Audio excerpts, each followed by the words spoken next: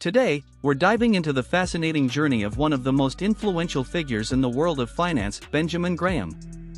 Known as the father of value investing, Graham's strategies revolutionized the way we approach the stock market.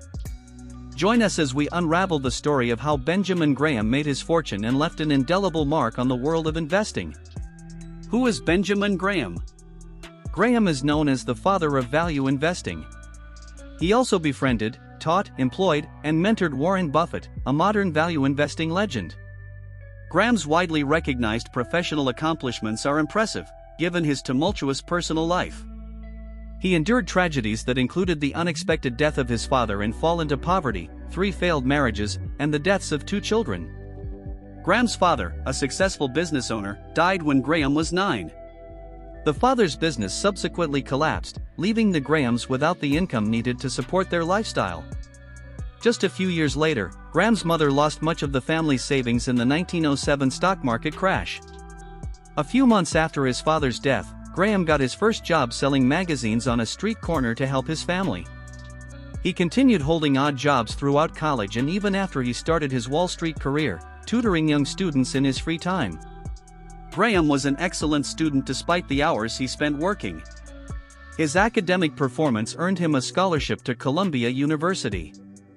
In 1914, at age 20, he graduated with a bachelor's degree. Before graduation, the school offered him teaching positions in Greek and Latin philosophy, English, and math. He declined the offers and sought an investing job to support his family. His early career and the founding of Graham Newman. Graham secured an entry-level role with a Wall Street brokerage, writing stock and bond prices on a blackboard. There, he began developing his research-based investment approach. As he moved up the ranks, he gained a reputation for choosing safe but profitable assets for his employer. In 1926, Graham co-founded investment fund Graham Newman Corporation. 2 years later, his reported annual income was $600,000, about $10 million today. After the crash of 1929, Graham lost much of his fortune in the 1929 stock market crash and its aftermath. As reported in Joe Carlin's book The Einstein of Money, Graham's portfolio showed outsized losses versus the market in 1929 and 1930. But he was able to change course, losing less than the market in 1931 and 1932. Graham published his first book, Security Analysis, with David Dodd in 1934. Graham's second book, The Intelligent Investor, was published in 1949. Graham Newman Corporation remained in business until the 1950s, recovering from the Great Depression losses and generating sizable returns for its clients. The company's star investment was a 50% interest in Geico Insurance, purchased in 1948 for about $736,000, the same Geico that today is wholly owned by Buffett's Berkshire Hathaway, Berkshire Hathaway 0.69%, Berkshire Hathaway New 0.19%. Benjamin Graham's personal stats. Age: Graham was born May 9, 1894, and died September 21, 1976. Source of wealth: Graham was self-made. His family moved from London to the United States in the 1890s and fell into poverty in the early 1900s. Graham worked odd jobs as a child and secured a scholarship to pay for college. He began his professional finance career at Wall Street brokerage Neuberger, Henderson and Loeb after college. Marital status: Graham was married 3 times to Hazel Mazer, Carol Wood, and Estelle Messing. All 3 unions failed, though Graham and Estelle never officially divorced. Residence: at the end of his life, Graham lived in Aix-en-Provence, France. Children: Graham had 5 children with his first wife, Hazel, and 1 with Estelle. 2 sons from his first marriage died before he did. Education: Graham earned a bachelor's degree from Columbia University. What was Benjamin Graham known for? Graham is known for founding the practice of value investing. His books outlining his investment philosophies are still widely read today. Graham was also a mentor to Warren Buffett and a finance professor at Columbia University and the University of California, Los Angeles. Benjamin Graham's investment approach. Graham's investment style was defensive. In his writings, he promotes capital preservation as a priority, with growth being almost secondary. This approach is likely a product of his era. He experienced some of the worst stock market crashes in history in 1907 and 1929.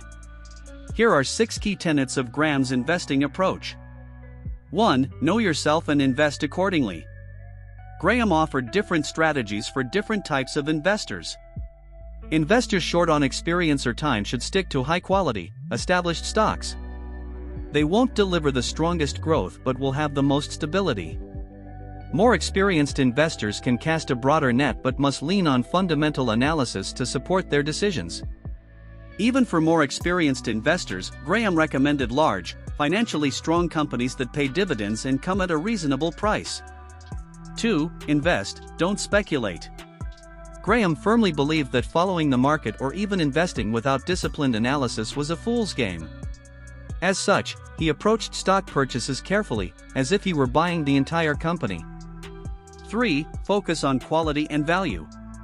Graham preferred stocks that today's investors would describe as high quality. He liked balance sheets with good liquidity, tangible assets, and modest debt levels.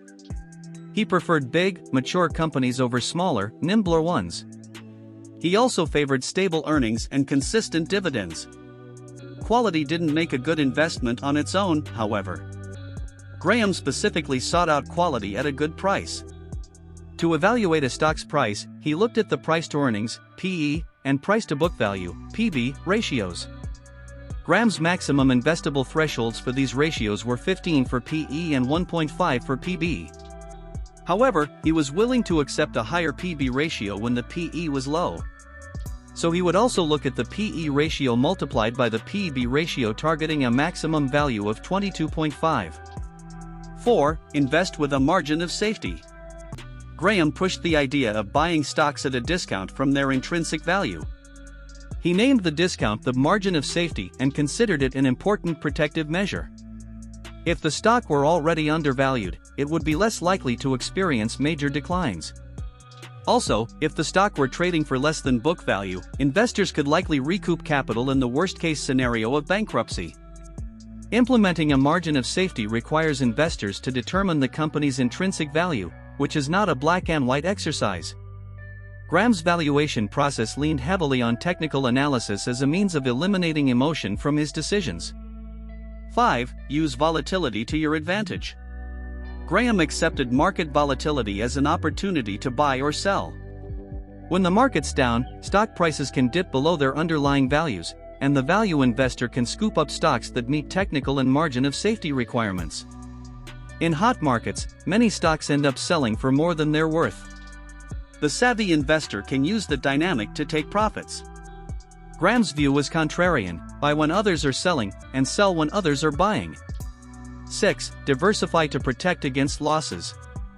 Graham believed that even with thorough analyses and a margin of safety, investors would make mistakes.